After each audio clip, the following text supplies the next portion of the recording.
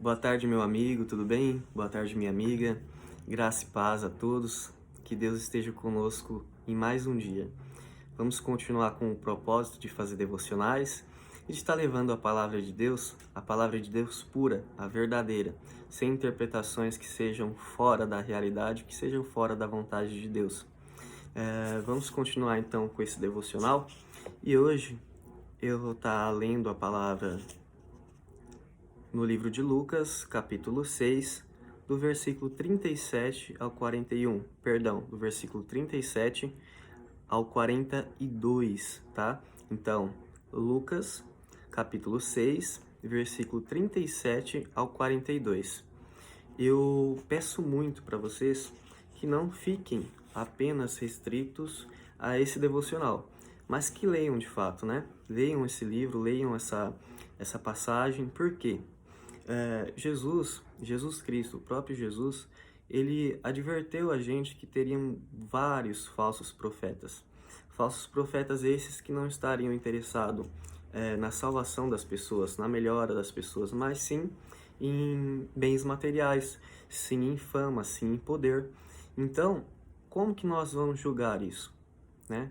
Ah, o meu irmão, ele ora o dia inteiro, então ele é uma pessoa de Deus.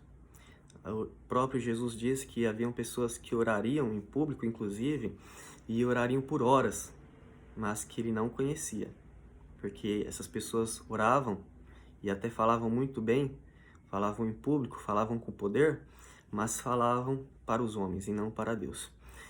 Jesus também disse que haveriam pessoas que expulsariam demônios em nome dele, mas que ele não conheceria essas pessoas. Jesus também disse que pessoas curariam, mas que ele não conhecia essas pessoas. Jesus disse que pessoas fariam maravilhas em nome dele, mas ele não as conhecia. Então, como nós vamos discernir quem é de Deus ou não? Como você vai discernir, inclusive, se eu estou de fato passando para vocês a palavra de Deus ou se eu sou só mais um dentre tantos? Isso só é possível quando você lê as Escrituras e você examina as Escrituras. Às vezes eu vejo coisas que eu falo, meu Deus, a Bíblia se basta por si só. Eu estava conversando com um tio meu, inclusive, esse final de semana, e ele falou que viu isso, e ele ficou maravilhado justamente com essa palavra. A Bíblia basta-se por si só, porque a Bíblia explica tudo. Você não vai ser enganado, você não vai ser levado a uma condenação, você não vai ser, entre aspas, prejudicado financeiramente por pessoas que tiram tudo de você. Você não vai ser nada disso se você examinar as Escrituras. Faça isso que você vai saber quem é quem, você vai se posicionar de uma forma tão complexa, né, que nos dias de hoje você vai se posicionar como se você estivesse na época daquelas Escrituras. Você vai ver pessoas, por exemplo, quando fala de um falso profeta, falando há mais de 2000 anos atrás de um falso profeta. Você vai ler e você vai enxergar hoje esse falso profeta. Falando de inimigos, de pessoas que fingem ser amigos seus e na verdade não são. Você vai ver uma palavra falando disso há mais de 2000 anos atrás e você vai enxergar esse seu amigo que na verdade não é um amigo, que é um falso amigo, e daí por diante. Então assim, examinem as Escrituras. Esse é o exercício que você tem que fazer, tá bom? Então seja agora ou seja mais tarde, mas não deixe de ler esse texto. Então, vamos lá. O texto é Lucas, capítulo 6, versículo 37 ao 42. Vou fazer a leitura aqui para vocês. Não julgueis e não sereis julgados. Não condeneis e não sereis condenados. Perdoai e sereis perdoados. Dai e vos será dado. Boa medida, prensada, sacudida e transbordante. Os homens vos darão no vosso regaço, porque com a mesma medida com que medirdes, vos medirão novamente. E falo-lhes uma parábola. Pode um cego conduzir um cego? Não cairão ambos na cova? O discípulo não está acima do seu mestre, mas todo o que for perfeito será como seu mestre. E porque tu reparas no cisco que está no olho de teu irmão, e não reparas na viga que está no teu próprio olho? Ou como podes dizer a teu irmão, irmão, deixe-me tirar o cisco que está no teu olho, não reparando tu mesmo na viga, ou seja, algo milhares de vezes maior, que está no teu próprio olho? Hipócrita, tira primeiro a viga do teu próprio olho, e então verás claramente para tirar o cisco que está no olho do teu irmão. A gente vê muito essa passagem no Facebook, no Instagram, no YouTube, e muitas vezes a motivação das pessoas que postam essa mensagem é uma autodefesa. Muitas vezes a pessoa está ferida, no seu sentimental ferido, está triste ou está passando por uma situação difícil, em que ela está sendo julgada e daí por diante, e ela publica lá, né? Primeiro que assim, a gente deve compartilhar a palavra de Deus no Facebook, em todos os lugares, né? Mas quando for para chorar mesmo, chora para Deus, porque o ser humano, infelizmente, 90% dos seres humanos, eles ficam alegres com a nossa desgraça. Infelizmente é assim. Você vê que quando você tá mal, você vê pessoas se alegrando. Então assim, se você tá mal, fala com Deus, ou fale com aqueles irmãos que você pode contar no dedo, que realmente vai orar por você, vai orar com você e vai tentar te ajudar. Mas enfim, vamos voltar à palavra. Então muitas vezes o sentimento que a pessoa está quando ela publica isso é um sentimento de autodefesa. Ela está passando por uma situação complexa, situação delicada, então ela usa isso daí. Olha, não me julgue, senão você vai ser julgado. Você vai tirar primeiro a trave do teu olho, depois você vem querer tirar o cisco do meu, né? E coisas desse gênero. Mas o que acontece? Muitas vezes o nosso erro, o meu erro, e talvez o seu erro também, esteja nisso. A gente lê essa passagem, a gente já pensa num líder espiritual. Ó, aquele líder está errado. A gente pensa no cônjuge, olha, hoje de manhã ela me exortou nisso, ela me julgou nisso, mas na verdade ela está errada também. Então a gente pensa no pai ou na mãe, e daí por diante, no amigo. A gente sempre pensa em outra pessoa. Mas quando nós estamos lendo a Bíblia, ou quando nós estamos ouvindo essa mensagem, ou vendo essa mensagem, nós temos que pensar que chegou para nós. Então, se chegou para nós, chegou para a nossa melhora. Não chegou para a melhora do próximo, chegou para a nossa. Correto? Então, assim, primeiro nós. Depois, a gente pode ser meio instrumento para o melhoramento de outra pessoa. Mas, primeiro, chegou a nossa. Correto? Então, assim, por exemplo, quando eu li isso daqui, eu li isso daqui e eu falei, Senhor, que eu possa perdoar mais, que eu tenha mais prazer em conceder às pessoas do que em retirar, que eu possa ter visão e ser aperfeiçoado para guiar os meus irmãos. Ou seja, eu estou reconhecendo que eu sou cego também, que eu tenho traves nos meus olhos. Então, que eu possa enxergar melhor para que eu possa ajudar outras pessoas.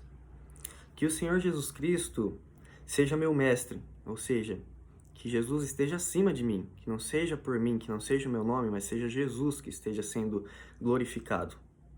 Que o seu nome fique acima do meu, pois a glória é de Deus.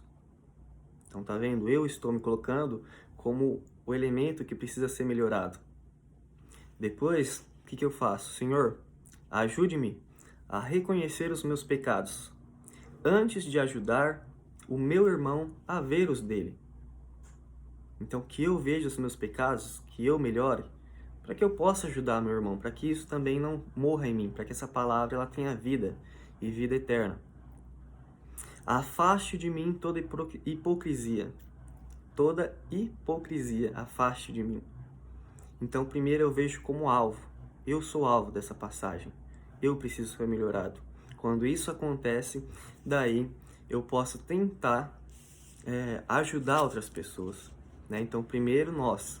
Se você está vendo esse vídeo, eu já eu já me exortei, eu já me corrigi. Então agora você tá vendo esse vídeo, essa passagem tá para você? Você faça essa reflexão com você mesmo, para o seu melhoramento. Ame-se a si mesmo, para que você possa amar o próximo como você se ama. Então, assim, o problema aqui nessa passagem não é aconselhar por amor, por graça, querendo o bem de outra pessoa. O problema é julgar de forma hipócrita, ou seja, nem eu consigo fazer determinadas coisas, nem eu tô lendo a Bíblia. Como que eu vou pedir para você ler a Bíblia, te exortar disso? Nem eu estou tendo 5 minutos de oração, como que eu vou pedir para você fazer 5 minutos de oração e impor isso daí a você como um julgamento? Não posso fazer isso. Agora, se eu estiver lendo a Bíblia, se eu estiver orando 5 minutos, Deus estiver me abençoando com isso, eu posso falar para você, olha, faça isso que isso vai ser bom, eu estou fazendo e vai ser bênção na sua vida. É diferente, né? Da mesma forma que medirmos os outros, avaliarmos os outros, assim será feito conosco. Então, se formos generosos no amor, no trabalho, no dinheiro, isso voltará para nós de forma cheia, medida cheia e sacudida. Nessa medida cheia e sacudida, eu acredito que seja uma ilustração, porque na época, quando nós iríamos comprar, por exemplo, farinha, né? Aí tinha uns pegadores de farinha, aí tinha uns sacos nas mercearias. Então você pegava, por exemplo, essa farinha e você colocava no saco, aí você ia colocando, né? Aí as pessoas poderiam dizer assim, coloca, sacode e prensa aí, que era para caber mais. Então Jesus usa isso como ilustração. Uma medida cheia, sacudida ainda. Então, ou seja, vai voltar muito mais pra gente, tudo que a gente emitir, certo? Essa palavra também é um aviso para tomar cuidado com os falsos líderes espirituais, né? Eu já fui em algumas igrejas, em alguns locais, que o jugo que era imposto sobre as ovelhas, sobre os irmãos, era um jugo tão pesado, mas tão impossível de ser cumprido, que você via que as pessoas, na verdade, estavam deprimidas por servir a Jesus. Porque as pessoas se olhavam e falavam, meu Deus, como que eu vou ser perfeita a tal ponto? Como que eu vou deixar de fazer tantas coisas? Como que eu vou ser tão limpo, tão perfeito para servir a Jesus Cristo? E as pessoas ficavam deprimidas porque elas nunca conseguiam servir a Jesus Cristo. Então, às vezes a gente vai em alguns locais que a Bíblia fala que Jesus ajuda nós a carregarmos o fardo, nossa cruz.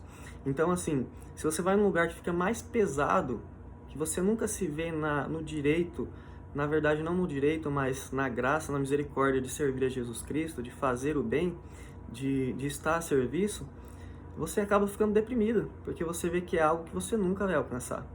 E alguns líderes religiosos impõem tanta santidade, impõem tanto aperfeiçoamento nas pessoas, e daí você vai ver a vida dessas pessoas e são extremamente tortas.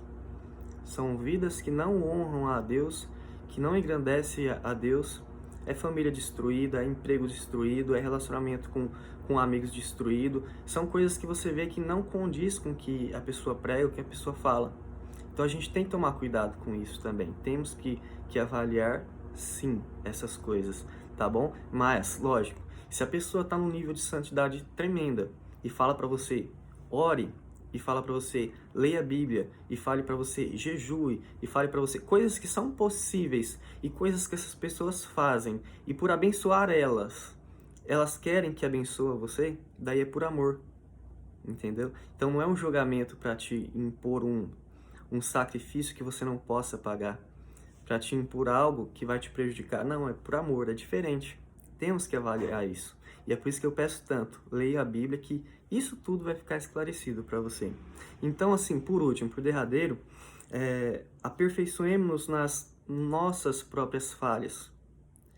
E ajudemos, então, o próximo por amor, com misericórdia, com graça, como Jesus Cristo fez conosco. Amém? Então, esse é o devocional que eu quero passar para você hoje. Tá? Vamos nos amar, né? Nos corrigir por amor E depois disso, que nós sentimos a graça de Deus, a presença de Deus, o amor de Deus, através dessa prática, aí a gente exorta outras pessoas.